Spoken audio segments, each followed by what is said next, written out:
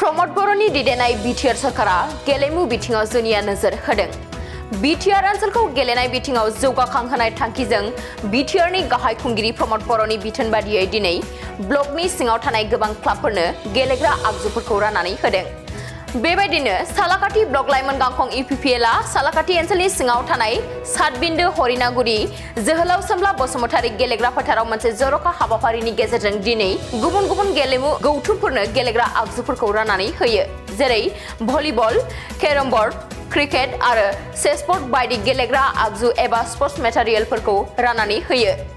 हाबाफारियाव आलासि महरै बाहागो लादों क'क्राझार जिल्ला लाइमोन गांखं इउपिपिएलनि आफादगिरि जनिल कुमार ब्रह्म, नेहाथारि राकेश राय आरो गौथुमारि नेहाथारि अरुप नाथजों लोगोसे क'क्राझार जिल्ला इउपिपिएलनि लोगो आफादगिरि रुधिर दैमारि, सालाकाथि ब्लक इउपिपिएलनि आफादगिरि फुलबाग मुसाहारि, सालाकाथि बियाब लाइमोन गांखं इउपिपिएलनि आफादगिरि मनमोहन हाज'वारि, नेहाथारि आइला मुसाहारि, क'क्राझार जिल्ला इउपिपिएलनि एडमिनिस्ट्रेटिभ नेहाथारि लाजु मुसाहारि आरो गोबां दोलोनि बिबानगिरिफोरा बाहागो लायो।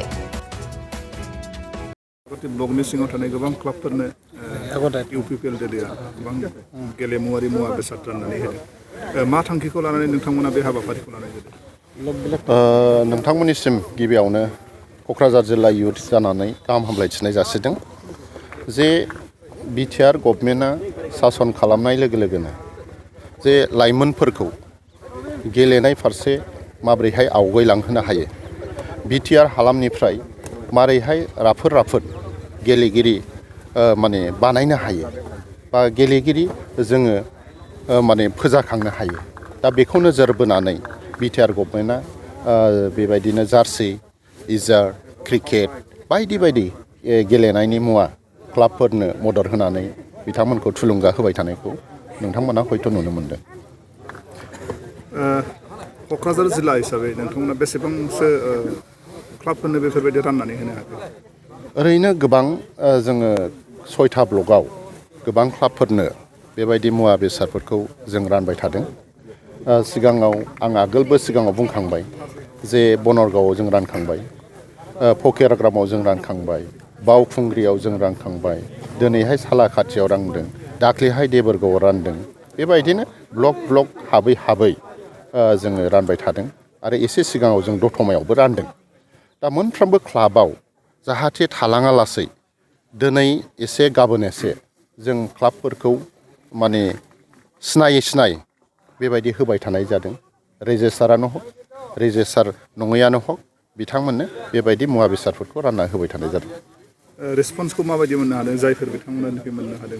बिथांमोना जोबोद खुसि जादों आरो जोंबो इयुथ जानानै क'क्राझार जिल्लानि इयुथनि दैदेनगिरि जानानै ब्लकनि दैदेनगिरि जानानै बिथांमोना बेबायदिनो क्लाबफोरनो इयुथफोरनो मुवा बेसाद होनो मोननानै जोबोद गोजोननाय मोनदों। बेनिखायनो जोङो साफ्रामबो मानगोनां प्रमोद बर' सारखौ धन्यबाद होनांगोन बेनि थाखाय।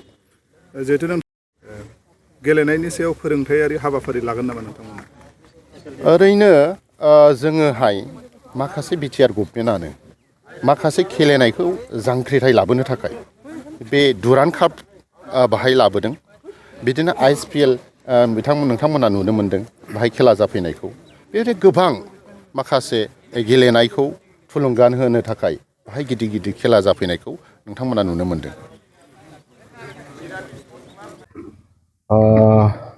एक्सुवेलि आथिखालाव जिथु लाइमोनफोरा गोबां ओनसोलफोराव जोङो नुबाय थादों जे माखासे एन्टि ससियेल एक्टिभिटिसआव लोब्बा थानाय आरो मबाइलजों जेब्लायबो एंगेजड जानानै थानाय।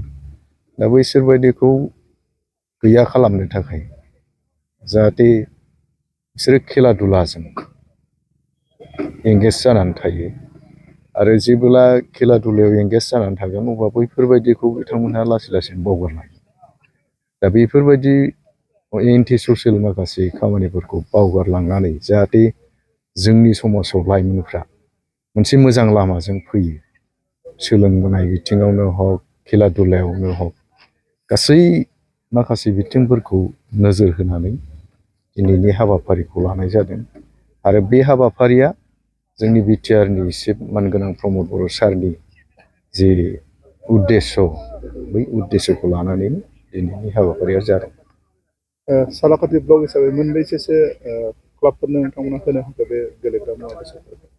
जोङो भलिबल हिसाबै 25टा क्लाबखौ होदों आरो क्रिकेट किट्स हिसाबै 4 क्लाबनो हरनो हादों आरो जिखिनि केराम बर्ड आरो चेसफोर दंबावो बर्थमान बेबो बारा बुरजा माने क्वान्टिटि नङा एसेल' जोङो दोनथ'दों बेखौ जोङो जोंनि पार्टि अफिसनिफ्रायनो जों बेखौ डिस्ट्रिबिउट खालामगोन उननि समफोराव।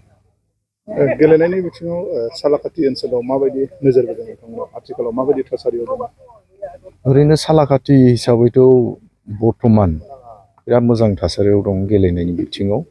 दिनै जोङो सालाकाति प्रपार सालाकाति टाउन एरियायाव जोङो नुबाय थादों बिथांमोना क्रिकेटआव बिराद इन्टारेस्टेड माखासे गेलेगिरिफोर ओंखारदों दा बिथांमोनखौ नोजोर होनानैनो जों बिथांमोननो होनाय जादों क्रिकेटनि माखासे मेटेरियेल्सफोरखौ आरो भलिबलाथ' गासैबो क्लाबा मोनजोबाखैबाबो माखासे मोजां मोजां क्लाब जायफोर क्लाबफ्रा बर्थमान थारमाने भलिबल गेलेबाय थाथारदों गामियाव गावबा गाव क्लाबनि गेजेरावनो दा बैफोरबायदि क्लाबफोरखौ जोङो सेलेक्ट खालामनानै होनाय जादों आरो दंबावो गोबां क्लाब दंबावो बेबायदि भलिबल गेलेग्राफ्रा उननि समफोराव जोङो बिथांमोननो होलांनायनि थाखाय सेस्टाखौ खालामबाय थादों।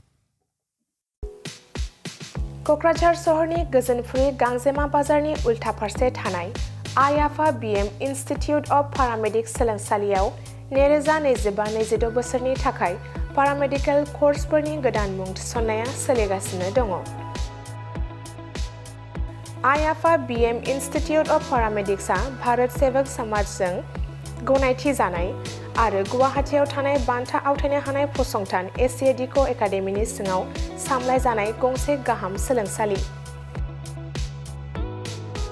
आइ आफा बिएम इनस्टिट्युट अफ पारामेडिक्स सोलोंसालियाव नोंथाङा BSS diploma in medical laboratory technology, BSS diploma in operation theatre technology, BSS diploma in first aid and patient care, x-ray and imaging technology बायदि आयदाफोरनि सायाव नोंथाङा सोलोंथाय लानो हागोन। लोगोसे सोलोंथाय जोबनायनि उनाव प्लेसमेन्टनि खाबुबो नोंथाङा मोननो हागोन। आइ आफा बिएम इनस्टिट्युट अफ पारामेडिक्स सोलोंसालियाव जायखिजाया स्ट्रिमजों 12 थाखो उथ्रिसार जानो हानाय फरायसुला फरायसुलिफोरा बे सोलोंथायनि खाबुखौ लानो हागोन। थारैनो नोंथाङा जुदि सावस्रि फाहामथायनि सोलोंथाय लानो गोसो जानानै दङब्ला अब्ला गोबाव खालामाजासे आइ आफा बिएम इनस्टिट्युट अफ पारामेडिक्स सोलोंसालियाव थाबैनो सुलाद लादो। सुलाद लानो एबा आबुङै मिथिनो थाखाय 9395899391 एबा 8135971844 मबाइल नाम्बाराव फोनांजाब खालामदो।